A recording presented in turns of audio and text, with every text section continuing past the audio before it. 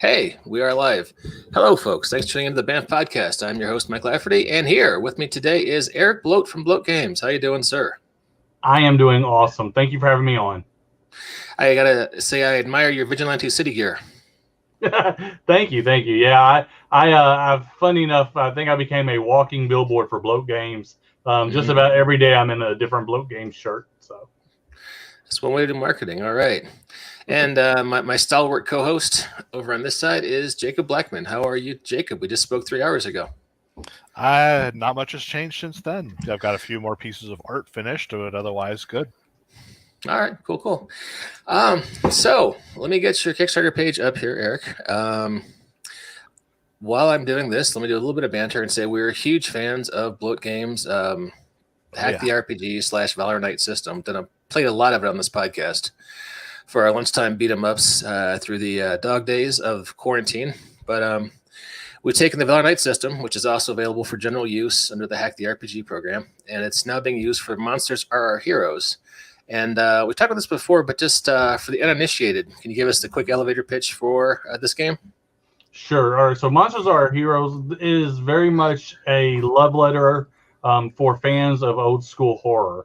And I grew up loving the Universal monsters. Of course, I loved all the stuff from like the 80s horror, stuff like that. But this really has more to do with kind of the Universal monster, the old Hammer horror films. Even Scooby-Doo is a lot of elements can be found in this. And so, it's something that I wanted to do for a while. And I thought the Hacked RPG system, system-wise, fit perfectly to get it up and running, and so that's where it came from.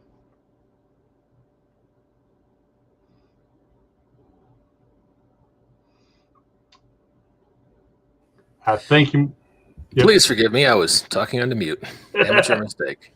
So, sorry. So the game's been out for a while. Tell us what the Kickstarter is specifically going to be doing. Specifically, the game when it was released was my intentions was I wasn't sure how many people would be really into that particular vein of RPGs, and so initially when I released it just as a PDF, kind of as something that I put together fairly quickly for Halloween of 2020. And immediately I started getting lots of requests. When's this going to come to print? And I never intended on it becoming a print product. But I had a small but very dedicated legion of folks who were urging me and pushing me and twisting my arm to make it come to print. So Kickstarter, every January, they do a Make 100 initiative. And so I thought this would be a perfect fit for that because I didn't think the print run would go. I thought surely we're not going to sell more than 100 copies of this, and now we're up around the 143 backers. So I've underestimated the affection for this, which is great because this is stuff that I love. But that's where the Kickstarter came from, was for the dedicated group of people who kept requesting it once the PDF was out. I have to say, I followed Kickstarter. I thought closely, but I never heard about this Make 100 initiative that we got. That's kind of a cool thing. Yeah, they run it every January, and it's specifically geared towards smaller ventures. And the idea is if you can at least make 100 of something, that'll get your foot in the door doing something, or like in my case, that'll get you a little bump to start your year off right. And so we've done it in the past with our Vigilante Hack. We did the complete Vigilante Hack Make 100, and now this is the second time we participated in it. Okay, that is really cool. This kind of goes hand in glove with their RPG Quest or Zine Quest that you've done in the past as well. Yes, very very much the same vein, the same thought process. It's really, those were slower months for Kickstarter. And so they came up with these to encourage people who maybe were a little scared to jump all the way in to put them out.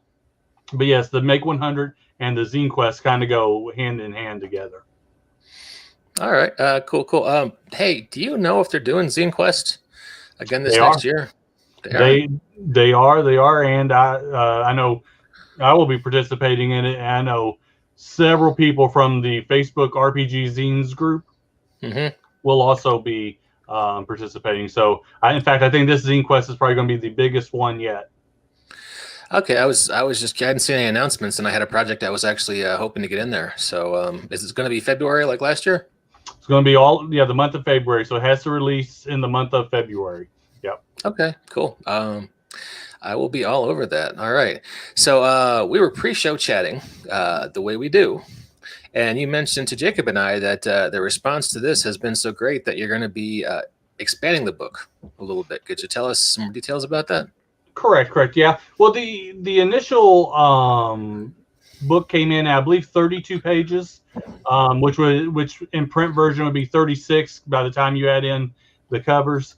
And that's well and fine, but I really thought that, since this has exceeded my expectations and so many people are coming on board, that we'd be adding some content. The first thing that we're adding that's already been announced is we're bringing on Justin Isaac to he's going to write a mini intro adventure. Should be enough for a 3 to 4 hour game session to get you, just enough to get you going, get you in the door, show you how the game's played, and things like that. And so as it goes on, there's possibilities for additional monsters. It all really just depends on how well the Kickstarter continues to do. Of course, we're past the first 48 hours, which, if you know anything about Kickstarter, the first 48 hours and the last 48 hours are your two biggest thing, and everything in between is kind of a dead zone. So we are in the dead zone right now. So things are going to go slow, but I do foresee us being able to add some more content to this particular project for everybody to benefit. Oh, sweet. Cool. Yeah, we've been wanting to. Oh, it looks like you've got some pre-gens here. That is actually that's actually the monster. That's the stat. Yeah, so that's the class. So yeah. Oh yeah. Oh, he was in the main book, wasn't he? The original book. He was. Yes. Yeah, he was just in black and white. Yes. Yeah, nice to see him colored in. Whose art is this? Is this Phil? No, most of the art in this has been done by two people, Bradley K. McDivitt, and I'm dropping his name, the gentleman from Frog God Games. Not Frog God Games. He's done Stranger Stuff. Oh, it's killing me. I'm going to have to open up my document now. I apologize. But yeah, and then Tommy Stamper did the cover, which I love the way that cover turned out. Let's see. No worries. Hey, guys, I have to step aside for just 1 minute. Jacob, can you take over for me? I will do my best. All right. So what I was pretty inspired when you released the initial PDF, and it just got to me immediately, the genre that you were going for of making monsters our heroes. So I immediately went out and created my own adventure, which we're going to be releasing soon, called Pod People from Mars, inspired by a number of different alien invasion films, most notably Invasion of the Body Snatchers and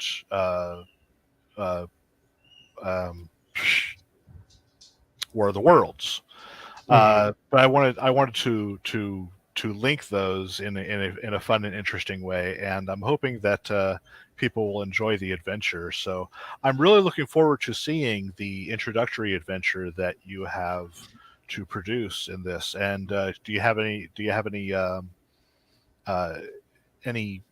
previews for us for what the adventure might be that you're writing? Not yet, no, because that one's being written by Justin Isaac. So he and I are working together now. With the success of the first 2 days of this Kickstarter, this was something that was added, so it was not something we planned for. So we're actually working together to make that happen. But right now we have nothing set in stone or anything like that. But we just know that it's going to be about 4 pages and of material. That way we keep the book in the same in the same vein and don't have any blank pages. I was able to find it's Rick Hershey, and I know that. Yes, I just, Rick is good. yeah, I just totally drew a blank. Now, Bradley and Rick have that great old school style. I'm not able to really capture that myself, which is why I don't really get hired by the people who hire them. But so I totally understand why they get a lot of work from those people. But they have this great old school style. I love them for it. Yeah, And they're both great people.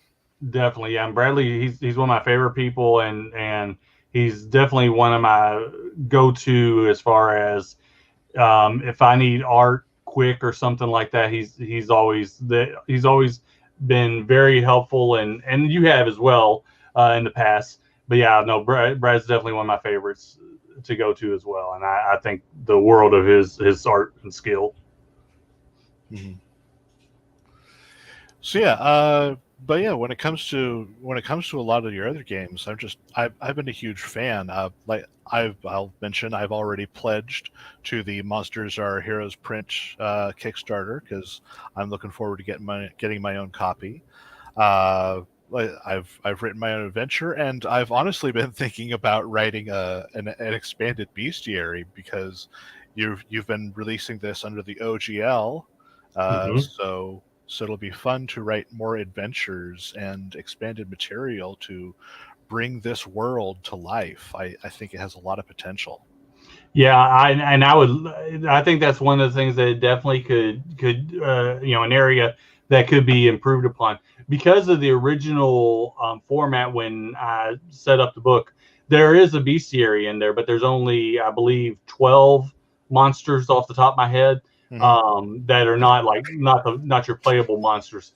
And so yeah, so a bestiary would definitely be a good thing. And then of course I've had a preview of your adventure, and I love that. I won't give anything away, but definitely it adds to this world, and the people who back the Kickstarter should definitely follow you guys to find out the contributions you're going to make, because it's going to add so much value to this game and this world, and really improve upon it. Thank you. Yeah, we put out a bunch of stuff for the Valor Knights. I gotta say, man, I'm glad I found your work, because it's been the most fun I've had in gaming in maybe a decade. It's been playing and writing stuff for your system. That's something I gotta say, Eric. You just make fun games. You know, the Survive This, the Vigilante Hack, Valor Knights, Demogorgons in Dark Places. Your games are just fun to play.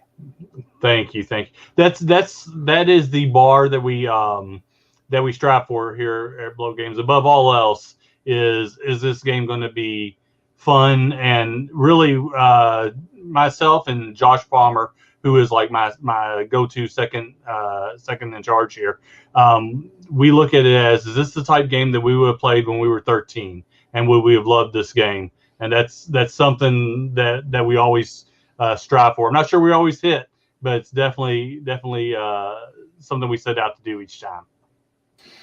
All right, well, cool.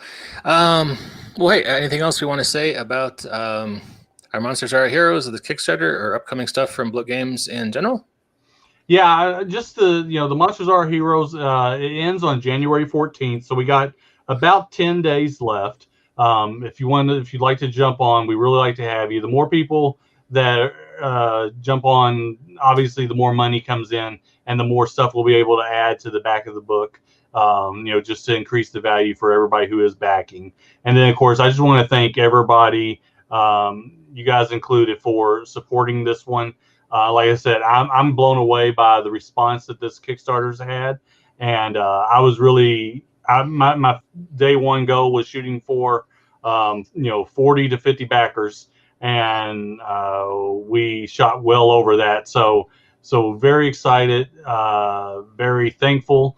And we'll keep trying to put out good stuff, and then be on the lookout for us, because we're coming for Zine Quest, right? Back to back. So we'll be back again in February. All right, sweet. Hey, I really appreciate your time, sir. I know you are a busy man. No, thank you very much.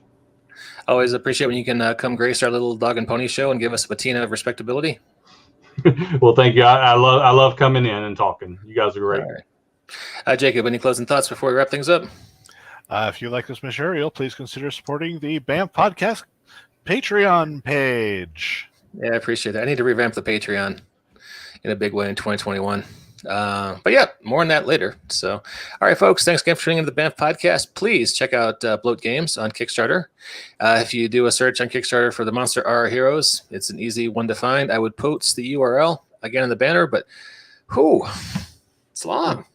It is. It is not short. So, all right. Thanks again to everybody, and we'll see you next time on the BAMF Podcast.